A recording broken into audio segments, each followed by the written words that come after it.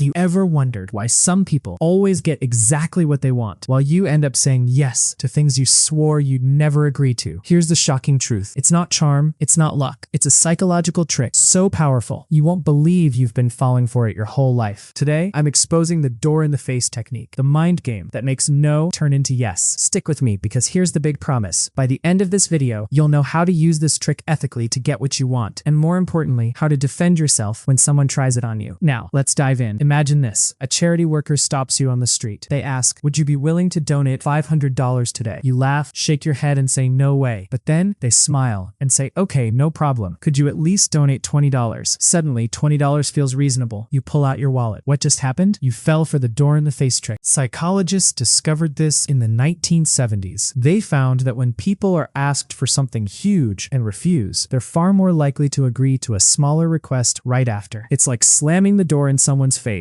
only to feel guilty and open it again when they knock politely. Why does this work? Two reasons: contrast and guilt. The first request sets the bar high. Compared to $500, $20 feels tiny. That's contrast. And when you say no to the big ask, you feel guilty. You don't want to seem selfish. So when the smaller request comes, your brain says, okay, I'll make it up to them. Think of it like shopping. You see a jacket for $500, too expensive. Then you see another for $80. Suddenly, $80 feels cheap, even though you weren't planning to spend anything. That's the same psychology at play. Now, let's make it personal. Picture a teenager asking their parents, can I stay out until 3 a.m.? Then the teen says, okay, how about midnight? Midnight suddenly feels reasonable compared to 3 a.m. The parents agree. The teen wins. That's door in the face in action. But here's the twist. The trick doesn't just work because of contrast. It also works because of reciprocity. When someone lowers their request, it feels like they're compromising. And humans are wired to reciprocate. If they meet you halfway, you feel pressure to meet them halfway too. Here's a shocking fact. In experiments, people were twice as likely to agree to a smaller request after refusing a big one, compared to just hearing the smaller request alone. That means the big ask isn't wasted. It's the setup. So how can you use this trick ethically? Start with a higher request, then offer the smaller one you'd be happy with. For example, if you want your roommate to clean the kitchen, ask them to clean the whole apartment. When they refuse, say, okay, could you at least handle the kitchen? Chances are, they'll say yes. But here's the warning. If you constantly inflate requests just to trick people, they'll catch on. The ethical way is to use it sparingly, and only when the smaller request is fair. Now let's flip the script. How do you defend yourself when someone uses this trick on you? Simple. Recognize the setup. Ask yourself, would I have agreed to this smaller request if it was the first thing they asked? If the answer is no, then you're being manipulated. Pause, think, and don't let guilt drive your decision. Here's another layer. What happens if you reverse the trick? Instead of starting big, you start small, then go bigger. That's called the foot in the door technique. We'll save that for another video, but trust me, it's just as powerful. The door-in-the-face trick works because your brain hates guilt, loves compromise, and compares everything to what came before. It's not about logic, it's about psychology. And once you see it, you can't unsee it. Imagine this. You're negotiating a raise. You ask for 30%. Your boss says no. You then ask for 15%. They agree. But here's the kicker. You only wanted 15% all along. You walk away smiling, and your boss thinks they won. That's the beauty of the trick. So let's recap. You learned why saying no to a big request makes you more likely to say yes to a smaller one. How contrast and guilt drive the effect. Real-life examples in sales, family, and negotiations. How to use the trick ethically, and how to defend yourself when someone tries it on you. And here's the big promise delivered. Now you know how to spot the door-in-the-face trick instantly and how to flip it to your advantage. So, if you enjoyed this breakdown, hit subscribe and share this video, because the next one, we're diving into the opposite persuasion hack, the foot in the door technique. And trust me, it's going to blow your mind even harder.